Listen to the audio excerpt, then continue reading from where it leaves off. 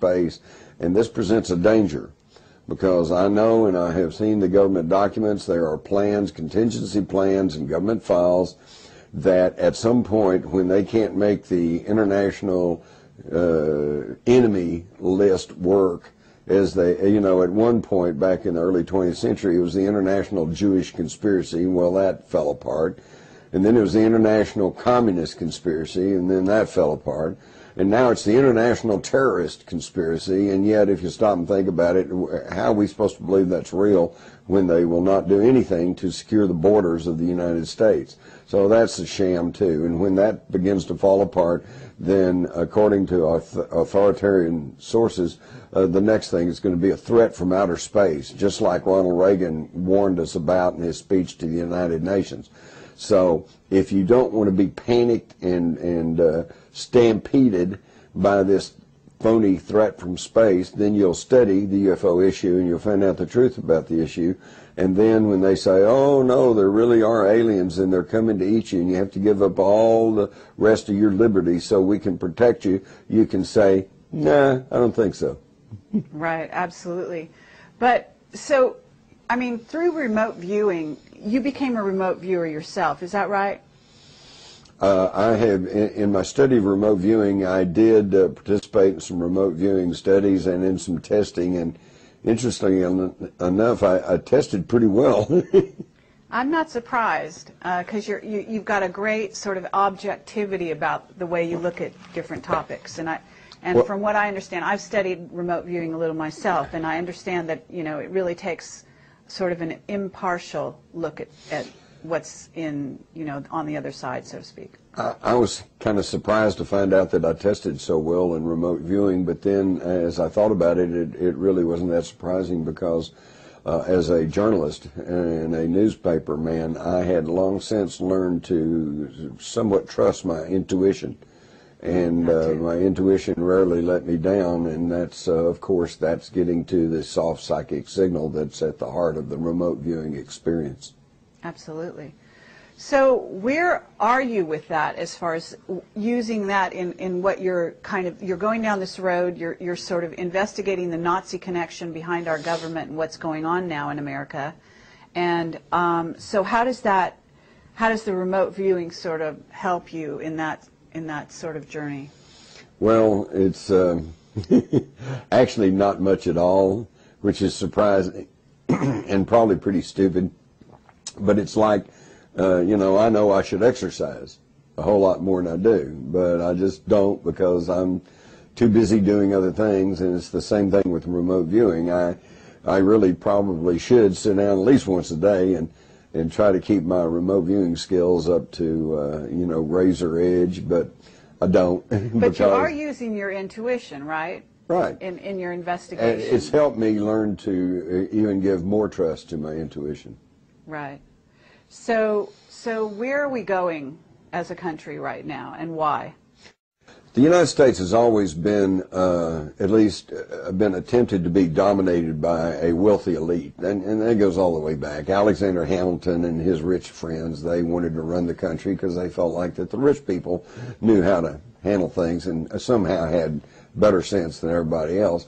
So that's nothing new, and as a result, the United States has always had a somewhat conservative bend to it, and that's okay too, because especially when you have a great country with full of resources and everybody's prospering, and you know, you want to, let's conserve everything we have, so there's nothing inherently wrong with that. But unfortunately, with the influx of National Socialist, which in the German language the acronym of which is Nazi, with the influx of Nazis after World War II being aided and abetted and funded by Wall Street financiers and people who consider themselves globalists. They have no particular interest in the United States per se. They want to try to run the world. The first into the military-industrial complex, and then into the defense industries, and then into academia, and then into other professions. This National Socialism has been worming its way into the United States since after World War II. And it really came to fore when George Herbert Walker Bush became president, whose grandfather was actually prosecuted by the federal government of the United States in late 1942 for being a financial frontman for Hitler and the Nazis, and then his son George W. And during the 8 years of the George W. administration, we saw the rise in the dominance of neocons or neoconservatives, which is nothing less than just another name for National Socialism.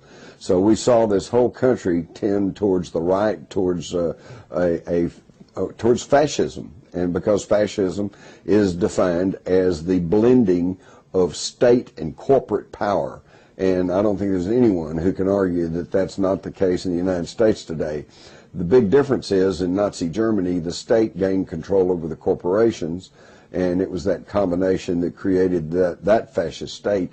And in modern America, we have the corporations gaining control over the state through lobbyists and through PACs and through the groups that they now control the government. But the end result's the same, a blending of corporate and state power, which is fascism.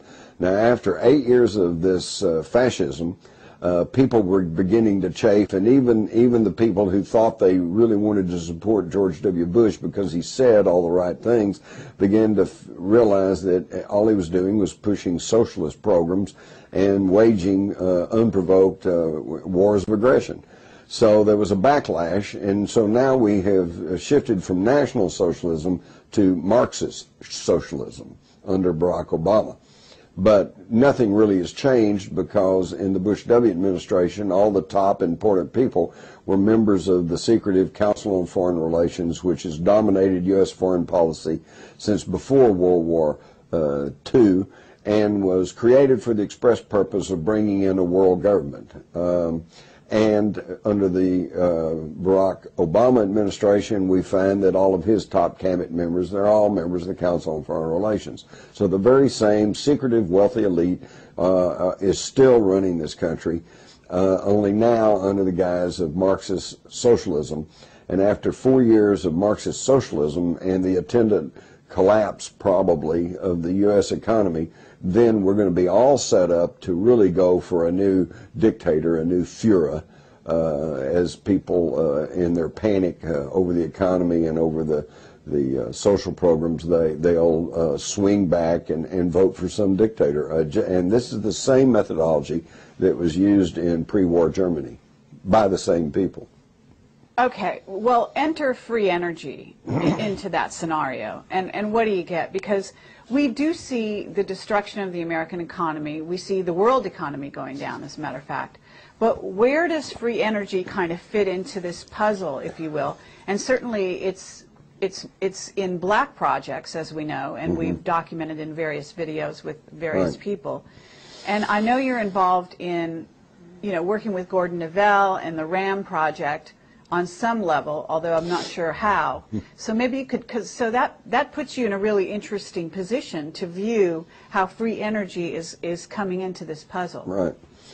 Well, there are several question marks in the whole equation, and free energy obviously is one of them. If we could break the stranglehold of the monopoly of petrochemicals and come up with some sort of a free energy, the whole equation would change. And this is what's going on right now. There are some very, very intense interdicting and covert conflicts going on over which technology that we want to go to, who's going to control it. And for example, we hear talk of fuel cells for vehicles. The reason we don't have it yet is because they haven't figured out how to get a monopoly over it. And so this, again, is going to depend on how the future paradigm begins to shape up. I would like to see some sort of economy set up that's not monopoly-based, that everyone has a little bit of everything. In fact, to give you an example, to me, the biggest example and proof of conspiracy in the world today is the fact that even while people are sitting here watching this interview, in the back of their mind they realize that somewhere there are literally thousands, if not millions, of children starving to death. Now, is it Absolutely. because the earth cannot produce enough food to feed those children? No, of course not. We have the technology that we could feed and clothe and house and give reasonable, minimal health care to every single person